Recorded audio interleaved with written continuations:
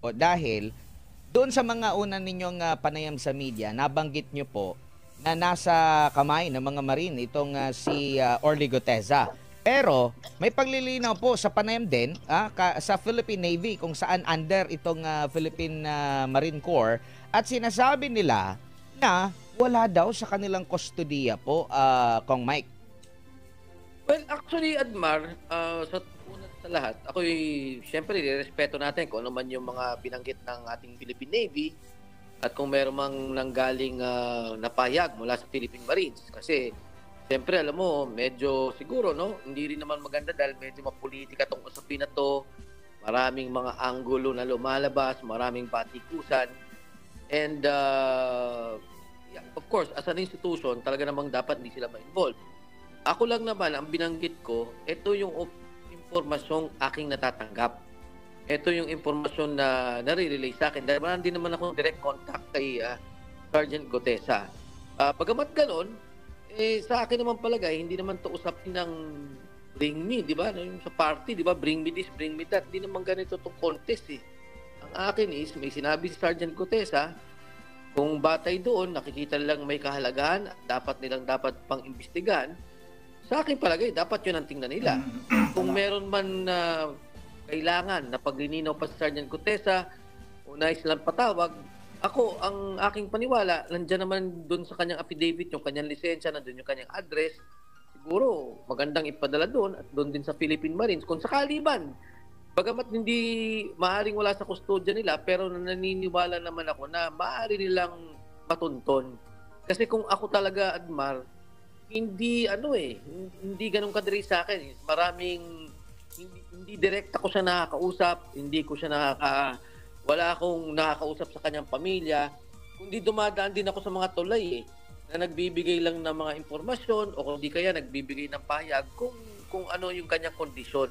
Ako naman kasi ang aking pagmula ng Senate Committee presentation sa kanya, yun lang ang tanong ko, kung kamusta siya, kung safe ba siya, kung okay ba siya.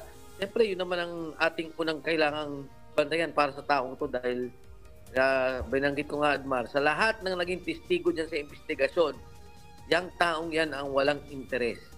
Lahat ng lumabas sa investigasyon nila ay kinuwang pera, bilyon-bilyon, kasama sa kontrata, may hatian.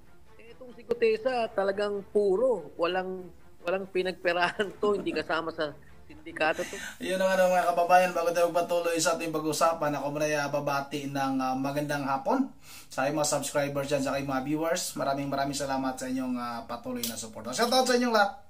Yun ang mga kababayan, pasensya na ngayon lang tayo nakagawa ng reaction video dahil nga video busy tayo. Tapos ngayon, brown out pa dito sa aming probinsya sa Bohol mga kababayan dahil nga sa bagyong Tino, walang kuryente. Nung isang araw pa mga kababayan, kaya wala din tayong upload nung nakarang araw.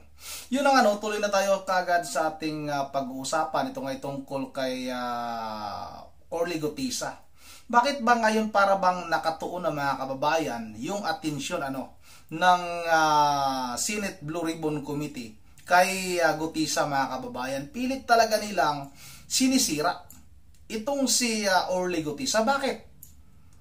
Bakit para bang si Orly Guteza na ngayon ang may kasalanan mga kababayan?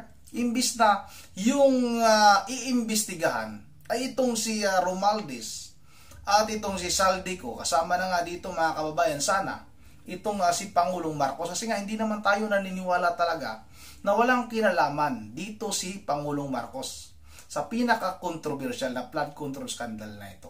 Kasi nga pinagyabang niya na ito. Paulit-ulit na lang nating sinasabi mga kababayan at sinasabi ng ating mga kababayan na hindi pwedeng maghugas kamay. Ito si Pangulong Marcos kasi nga pinagyabang niya na ito mga kababayan sa kanyang suna noon na mayroon na siyang natatapos ng kanyang administrasyon na flood control na 5,500 na flood control sa buong bansa at marami pang kasalukuyang mga ginagawa. Kaya hindi tayo naniniwala na walang alam itong si Pangulong Marcos. Pero nga ngayon mga kababayan, bakit ba itong sinumpaang salaysay nitong si Orly Guteza, yun ang kanilang tinutuunan ng pansin, pinagtutuunan ng pansin? Bakit yung Yun yung kanilang focus ngayon. Bakit pilit nilang sinisira itong si Orly Gutisa? Dahil ba binanggit ni Orly Gutisa itong si Martin Romualdez, mga kababayan, na tumanggap ng ilang milyon, mga kababayan, na mali-malitang pera? Tapos ngayon, pilit nilang sinisira itong si Ping Lacson, mga kababayan. Halatang halata naman itong si Ping Lacson na talagang may pinagtatakpan itong si Ping Lacson. Kunwari, nag-resign. Dahil nga nung nabanggit itong si Martin Romualdez, nag-resign bigla bilang chairman ng Senate Blue Ribbon Committee. Tapos bigla namang bumalik. Tapos na ba yung kanilang pag-uusap, yung kanilang plano, mga kababayan, kung paano nila mailusot itong si Martin Romualdez at itong si Pangulong Marcos, mga kababayan? At yung kanilang ididiin dito, mga kababayan, ay itong si Saldico. Yun nga yung mga napabalita ngayon, mga kababayan, na itong si Saldico, yun ang kanilang talagang target na ididiin para mailigtas nga itong si Martin Romualdez at itong si Pangulong Marcos. Kaya itong si Ping Lacson, mga kababayan, itong si Kuratong Baliwin, talagang halatang halata naman na may kinakampihan ito. Kasama na nito, mga kababayan, itong si Tito Soto. Kaya pilit nilang sinisira itong si Orly Gutisa. May napabalita pa, mga kababayan, na may umaaligid-aligid. Hinahanap ito si Orly Gutisa. At may napabalita pa na inambos daw ito. Ano naman kaya yung katotohanan nito, mga kababayan? Ito, patuloy natin ito. Ito, hindi kasama sa usapan to. Yung kanya, pananaw lang niya para sa bayan. Na nakikita niya, ito pala yung pera na dapat sa flood control, ito pala yung pera na sinasabi sa korupsyon, na nagugulat sila dahil napakalaking halaga ang nakikita nila sa bawat panahon. Opo. Kong, sa huling impormasyon na nakuha nyo po, ligtas po itong si Gutesa, kasi meron ka rin nabanggit sa panayam na merong tumawag sa iyo na media na parang tinambangan o pinagbabaril ba? Ano ba yung kwento nun, Kong, at yung latest information mo about sa kalagayan ni Gutesa? Yes, actually, Edmar, tama yun. May tumawag na kaibigan sa media at nung binanggit yun, nagulat din ako. Ang una kong ang tanong is, ano yung source? Nung nabanggit na medyo talagang credible yung source. Ibig sabihin, hindi naman kwento-kwento lang at meron din namang, kumbaga, din na posisyon. Nung mabanggit sa akin yun, sinubukan kong tumulay ulit. At pinatanong ko kung kamusta ba siya, anong nangyari, anong sitwasyon, nakabalik nga sa akin, oras di ba? Bago makarating yung impormasyon at binanggit nga, na siya naman daw, meron ngang umaaligid. At nasa kote ng Marines, pero hindi ko alam kung ano yung detalye, hindi ko rin alam kung ano yung intent, pero ang importante sa akin doon, walang nangyari sa kanya. Opo, at kung ito nga po ay nakuha nyo po yung mga impormasyon na ito, ibig sabihin, baling ganun, Admar, kasi nga kung ano man yung intention, kung meron kumbaga, kung tinistake out siya, tinitingnan kung nasan siya, kung ano bang ginagawa niya, kahit na kung hindi nila pinapahalagan yung sinasabi nito, kung sa tingin nila walang kwenta yung sinasabi nito, kung sa tingin nila kasinungalingan ang sinasabi ni Sergeant Orly Gutesa, hindi sila aabot sa ganung mga hakbangin. Kaya tama yung binanggit mo, Admar, na medyo talaga namang maraming nabahala doon sa mga binangga kung paano nila inaayos yung bilyong-bilyong pera, hindi lang tang milyon, nilalagay sa maleta, dinideliver kay Saldico doon sa doon sa bahay niya talaga sa Valle Verde. Pagkatapos i-deliver doon sa bahay niya sa Shangri-La, sa Horizon, sa BGC. At matapos noon, i-deliver daw kay Speaker Martin Romualdez. So, kay Sergeant Orly Gutesa lang ang nanggaling ang ganitong informasyon.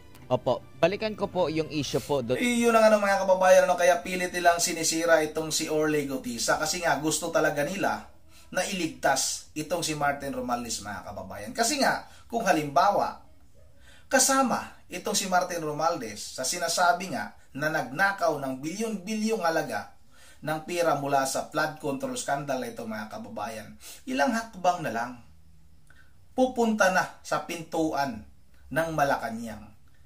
May sama nga rin dito, mga kababayan, itong si Marcos, mga kababayan, itong si Marcos Jr. Kaya pilit nilang pinagtatakpan, ililigtas talaga nila itong si Martin Romualdez. Kaya ito ngayon yung ginagawa nitong si Ping Lacson, mga kababayan.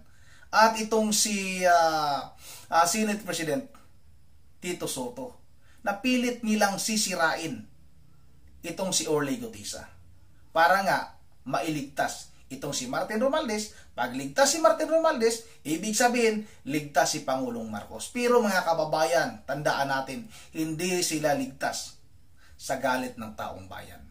Dahil maraming nakakaalam na itong mga matataas o pinakamatataas na pinuno ng ating bansa ay sila yung pasimuno. Pinaka-controversial na flood control scandal na ito.